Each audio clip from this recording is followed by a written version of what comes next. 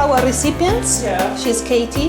So she's a surrogate. She's a surrogate mom. So basically what she'll do is carry a pregnancy for someone else. Yeah. That usually is just a competition mare or a mare that for a reason or another the owner doesn't want pregnant but wants a foal out of.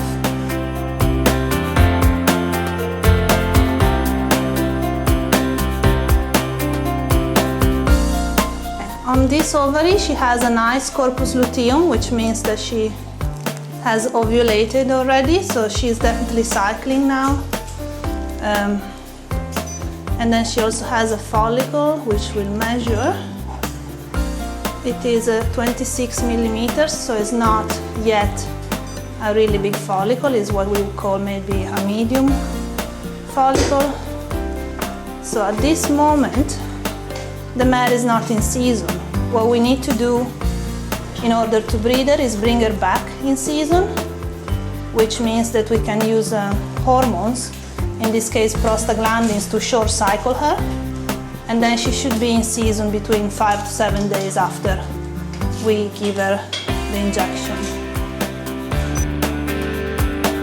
What we do for most of our day is try to make sure that her cycle matches the donor's cycle.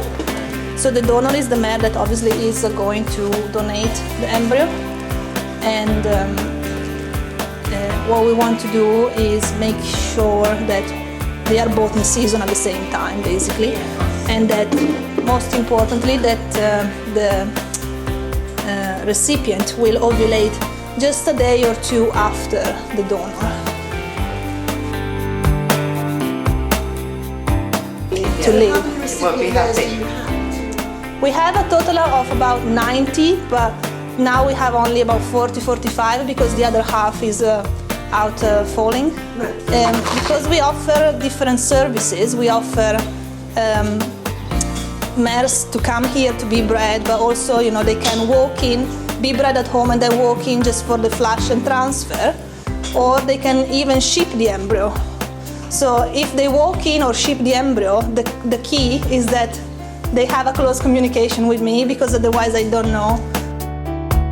Can you know when the mare is actually conceiving, or do you prefer it to be an AI covering so you know exactly that, you know? No, we did one last year with natural cover. Yeah. The main thing is that you have a reasonable time frame to work with. So usually what happens if you natural cover them, you induce ovulation, so you know roughly when they will ovulate, or you check them every day and then you tell me what's the day of ovulation for ET.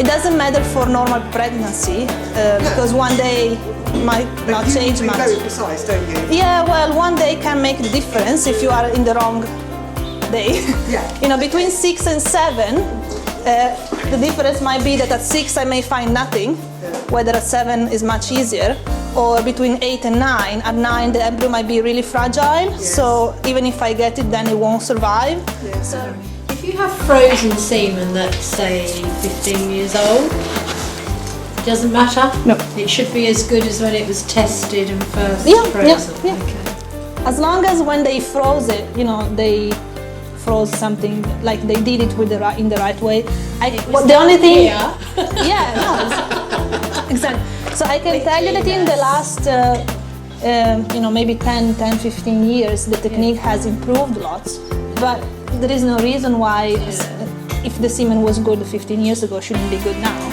I was reading a little study, and they were saying that for the first cycle, with any kind of mare, any kind of semen, any kind of everything, is about 45%, which is not very high, but you need to consider that it depends on the age of your mare, what kind of a semen you used.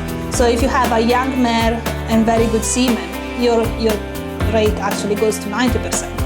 You know, if you have an old maiden mare, like 16 plus, and you're breeding her with frozen semen that maybe is not even very good, then your pregnancy rate goes, like your recovery rate goes down. So we always advise, you know, if you can, do it when the mares are young, because obviously, like people, are more fertile, right? And is the embryo frozen when you receive it, or just? No, it's just chilled. You can freeze them, but The technique is not very well developed yet, so you can do it, but you have a significant loss at transfer. We want them the same day. You can do it next day, but again you lose a significant percentage of pregnancies. They don't do as well if they wait more than 24 hours. Really, England is not that big, so we usually get them in 6-7 hours maximum. The shorter the better. This is Samford Amethyst, a Suffolk mare, and that is her yearling called Twemlows Diamond. She is 5 years old and was bred by Mr. George Paul in Suffolk at his Samford stud. And the foal is by Euston Malachite, who stands in Norfolk. Here at Twemlows stud, we've always felt that we should do all we can to help the rare breeds. This obviously applies to us as far as rare breeds of horses are concerned, but not just Suffolk's. As Tullis with his AI had an award for the work he's done for the Rare Breeds Survival Trust. Those of you who watch Countryfile will have seen her there. She was used on the Countryfile programme, who came to do a story about rare breeds here at Twemlows Hall. You may be wondering why Amethyst has had her tummy clipped. Well, because we have such veterinary expertise here, we're very fortunate to be able to do that little bit extra. And she has had a scan from the outside to ensure that her foal, due on the 1st of July, is lying in the correct position.